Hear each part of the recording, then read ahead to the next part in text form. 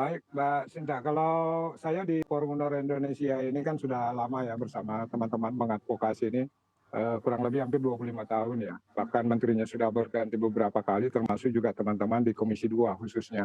Oleh karena itu kita mendesak sebenarnya udah lama ya, kita minta supaya revisi terbatas Undang-Undang ASN ini dilaksanakan. Dan patut kita bersyukuri sudah disahkan di teman-teman di paripurna. Ini hal yang pertama yang harus saya sampaikan. Kemudian yang kedua, tentu juga saya juga meminta teman-teman supaya dengan disahkannya undang-undang ini tentu tugas dan perjuangan kita kan belum sampai di sini karena turunan dari undang-undang ini kan nanti ada peraturan pemerintah. Oleh karena itu kita meminta teman-teman DPR walaupun seandainya ditunda ya sampai 2024 nanti tentu berbagai pertimbangan tetapi minimal sudah dimasukkan dalam undang-undang ASN itu sesuatu hal yang menarik. Tinggal barangkali kita berharap bagaimana kita mendorong sama-sama supaya ini segera diselesaikan khususnya pemerintah menerbitkan PP ya. Secara teknis nanti akan menyelesaikan ini kan pada tahun ini ya khususnya di akhir pemerintahan Pak Jokowi kita berharap mudah-mudahan adanya PP nanti ini merupakan salah satu legasi yang baik untuk Pak Jokowi khususnya terkait penyelesaian tenaga honorer dan peningkatan status dan kesejahteraan honorer. Saya rasa itu Mbak. Baik, Pak Hasbi, terima kasih untuk jawabannya. Dan saat ini sudah bergabung juga bersama kami Wakil Ketua Komisi 2 DPR RI. Selamat malam, Pak Samsyur Rizal. Bagaimana kabarnya, Pak? Alhamdulillah, sehat walafiat. Selamat malam semua para pemirsa yang kami banggakan. Baik, Pak Samsyur Rizal, terima kasih sudah bergabung bersama kami. Tadi sebelum Bapak bergabung, saya menanyakan begitu ya, bagaimana sebetulnya tanggapan dari Pak Hasbi mengenai honorer ini dan mungkin pengaturan pelaksanaannya ke depan. Nah, saya ingin menanyakan kepada Anda, Pak Samsyur Rizal, konfirmasi mengenai honorer yang batal di PHK di bulan November ini apakah sifatnya sudah pasti atau sebetulnya masih akan menunggu lagi Pak keputusan lebih lanjutnya seperti apa? Sebetulnya bukan di PHK mereka ini, hanya saja ketika keinginan pihak pemerintah untuk mengangkat pegawai honor ini diberikan waktu selama 5 tahun dengan keberadaan peraturan pemerintah nomor 49 tahun 2018. Nah, ketika tahun 2018 itu sudah diberi kesempatan, ada sekitar 600-an pegawai honor ketika itu yang mau diselesaikan agar status mereka tidak lagi menjadi pegawai honor. Karena dalam Undang-Undang nomor 5 tahun 2014 tidak ada lagi nomenklatur untuk pegawai honor. Yang ada itu adalah pegawai pemerintah dengan perjanjian kerja. Nah, pengaturan itu dikeluarkan dengan PP nomor 49 tahun 2018. Pasal 99 disebutkan di dalamnya bahwasanya mereka diberi kesempatan 5 tahun untuk mengganti yang melekat pada diri mereka itu dengan istilah pegawai honor menjadi pegawai P3K. Nah, setelah tanpa kita sadari waktu yang 5 tahun itu 2018 misalnya 2019, 2020, 2021 tanpa disadari sudah mau jatuh tempo pada tahun 2023, tepatnya pada tanggal 28 November tahun 2023 ini. Nah, inilah asal usul kenapa dikatakan mereka itu harus berhenti karena sudah dikasih batas waktu dengan peraturan pemerintah nomor 49 tahun 2018 ketika itu. Jadi inilah dasarnya.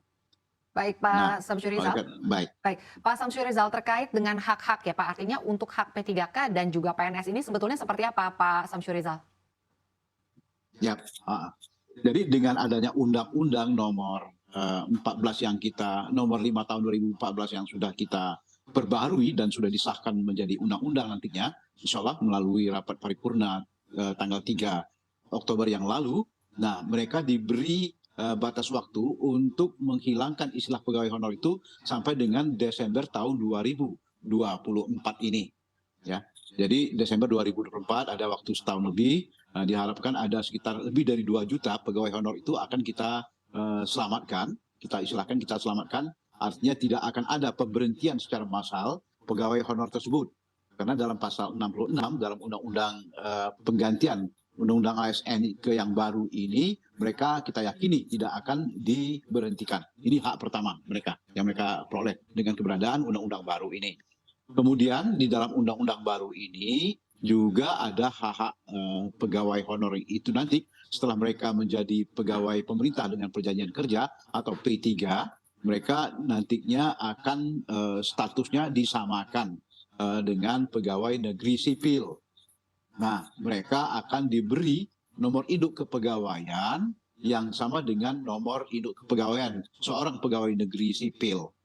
Jadi hampir tidak akan kita bedakan antara pegawai P3 dengan pegawai negeri sipil atau PNS itu. Baik. Jadi oleh karena itu kita berikan lagi hak-hak yang lain. Ya. Perbedaan yang mendasarnya dari P3K dan juga PNS seperti apa Pak? Kalau nanti ke depannya mungkin akan memiliki hak-hak yang sama atau juga mungkin akan memiliki tunjangan yang sama dan juga tentunya penghasilan ya Ya, Pak? perbedaannya hanya saja mereka ini nanti kan pegawai pemerintah dengan perjanjian kerja. Nah, masa pensiun mereka nanti akan sama dengan batas waktu perjanjian kerja atau kontrak kerja yang disepakati antara mereka dengan pihak pemerintah, di mana mereka dipekerjakan. Mungkin saja mereka dipekerjakan di pemerintah daerah atau di satu kementerian atau lembaga. Nah, kalau pegawai negeri sipil, mereka itu bekerja sampai dengan batas umur pensiun mereka.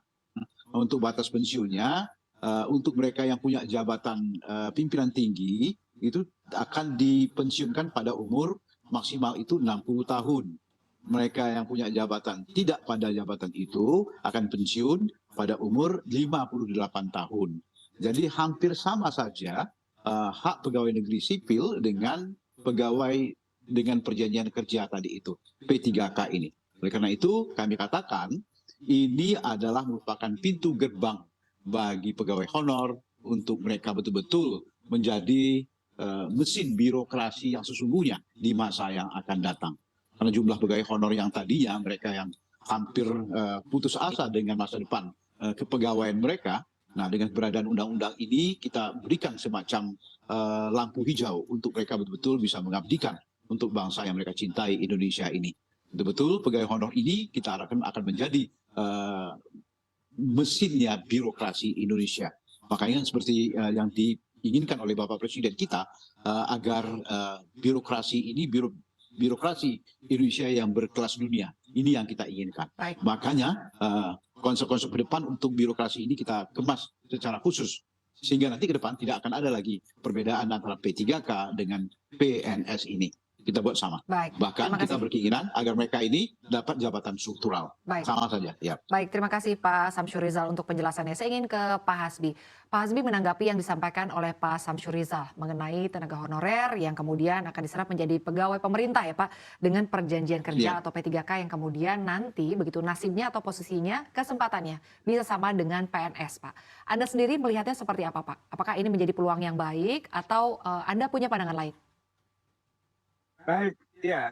Tadi kan di awal saya berkomentar, saya mengapresiasi dan mengucapkan terima kasih kepada teman-teman di DPR RI, ya, baik seluruh fraksi partai politik, karena ini bukan waktu yang singkat ya di dalam memperjuangkan. Saya tahu persis, saya termasuk pendiri Forum Honorer Indonesia dan hampir 25 tahun mengadvokasi. Betul apa yang disampaikan Bung Rizal tadi, jadi memang harusnya begitu ya. Jadi dengan adanya Undang-Undang ASN ini kita berharap 3K ini, ya kita berharap kualitas ASN kita juga semakin meningkat. Oleh karena itu dengan peningkatan status dan kesejahteraan yang diberikan ini seharusnya juga menjadi motivasi dan acuan bagi kawan-kawan untuk memperbaiki kinerja dan termasuk meningkatkan profesionalisme mereka dan kompetensi mereka. Itu yang pertama. Kemudian yang kedua, Pak Samsur Rizal ini tolong diperjuangkan PP-nya supaya cepat keluar. Kemudian juga kalau bisa jangan dilakukan tes lah ya, kalau bisa cukup seleksi administrasi saja, karena ini kan ada hambatan-hambatan teknologi juga kadang-kadang. Ini sekarang lagi pendaftaran nih.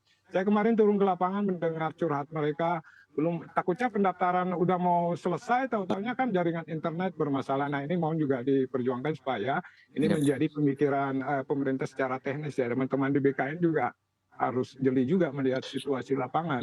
Tetapi yang ingin saya katakan, ini sebuah langkah maju. Saya harus mengapresiasi baik kepada teman-teman Komisi 2 maupun juga pemerintah, karena ini statusnya sudah meningkat ya. Kemudian kesejahteraannya tentu juga meningkat, dan kalau kita melihat pada golongan saat itu kan kurang lebih 2 juta ya, pada golongan tertinggi saya sudah melihat 6 juta sampai 7 juta. Ini kan sesuatu perubahan yang secara signifikan. Saya anggap ini lompatan yang bagus. Sebagai Ketua Dewan Pembina Forum Honorer Indonesia memberikan apresiasi dan mengucapkan terima kasih kepada seluruh fraksi partai politik yang ada di DPR RI, karena tanpa perjuangan mereka mungkin tidak bisa terrealisasi, khususnya kalau kita mengetahui ini kan sudah berapa kali masuk prolegnas.